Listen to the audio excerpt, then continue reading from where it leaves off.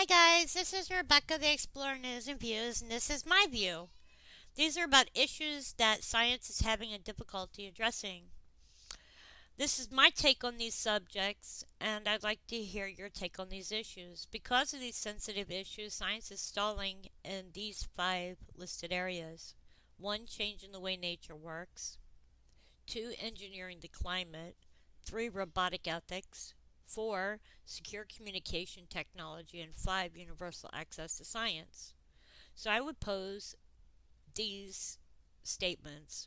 1. How much change with the way we are made is okay? And who decides what or how much or how little is okay? I find this to be an ignorant question.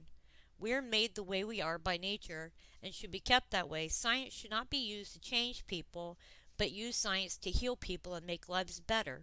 Thanks to new technology called CRISPR, scientists now have a tool that can be used to alter a human being's genetic makeup that changes, deletes, or replaces human genes.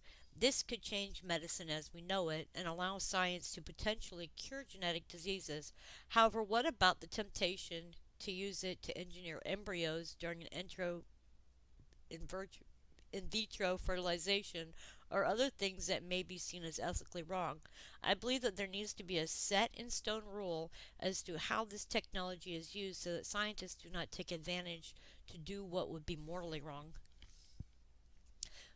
My second goes back to engineering the climate. One is solar engineering, which is releasing sulfur dioxide into the atmosphere to reflect sunlight away from the earth. Doing this is supposed to lower risk temptations, bring them back to pre-industrial levels. Yet they do not know if doing so could be damaging to the ozone layer. I believe there needs to be a moratorium on this to discuss all the pros and cons and what the end result may be and if the risk is acceptable. My third one is robotic ethics. Questions of where the lines between robots and humans have existed but not yet been answered.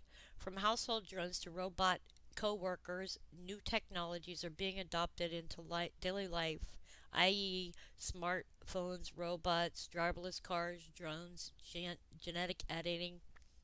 In a story run by Time magazine in 2015, it states that a goldfish has more attention span than a human being.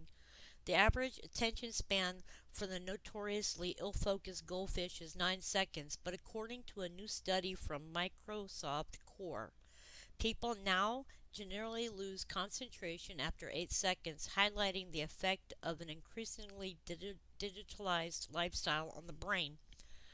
Back in the day when I was young, kids did more, lived life, read, learned, and had socialization. We went fishing, swimming, camping, to the beach, and were involved in sports. And we were in shape. Now, with computers, smartphones, and the like, I cannot remember a time lately that I have not gone out in public and seen someone with their nose in their phone, tablet, etc. Instead of writing letters, it is increasingly easier to just send an email instead of putting time into a nice letter and taking and mailing it off. You know, when you take and mail off a letter, you're actually putting feeling and time and thought into it. It's not just about doing it as fast as you can. If half of the people nowadays had to go without electric, I do not think they would know how to survive. So my feelings on robotics is there is way too much and not enough on getting out and living life. Scientific robots of creating arms and legs and means are more important. However, the boundary between what is too much, I feel, has become blurred between what is enough and what is too much. Okay, this one has to do with secure communication. Creating secure communication technology that cannot be spied on. MIT Media Laboratory recently tracked forbidden research at a yearly conference to consider ideas and questions and necessity of studying topics like the rights of AI machines, genetic engineering, climate change, and other sciences. Edward Snowden, who appeared remotely at the 2016 conference, summarized its theme as "Law is no substitute for conscience," pointing to his work against pervasive digital surveillance, he reiterated that the legality of a thing is quite distinct from the morality of it. Forbidden topics discussed at the conference were unsurprisingly wrought with political implications. Wikipedia defines secure communication is when two entities are communicating and do not want a third party to listen in. In this, I believe that people have a right to conversations that are free from others listening to their conversation, which would be part of their freedoms guaranteed by the Constitution. Second is a matter of being on my computer and not being hacked by anyone, which is my right to be able to have my information and share with whomever I please. I look forward to a day when I am able to know that my communication is secure and not being violated by anyone, to include the government. However, in creating this, the government may presume that it will have less control over the people to watch what they do and monitor those who may wish to harm our country from within. This to them may be a tough question to answer. However, if they look at the Constitution, the answer is in the rights of the people to the freedom to be free in their persons and their homes, unless they have reasonable suspicion that they may have committed a crime. I personally do not like the idea that anyone may be watching me at any time of the day. That is a violation of my rights and immoral.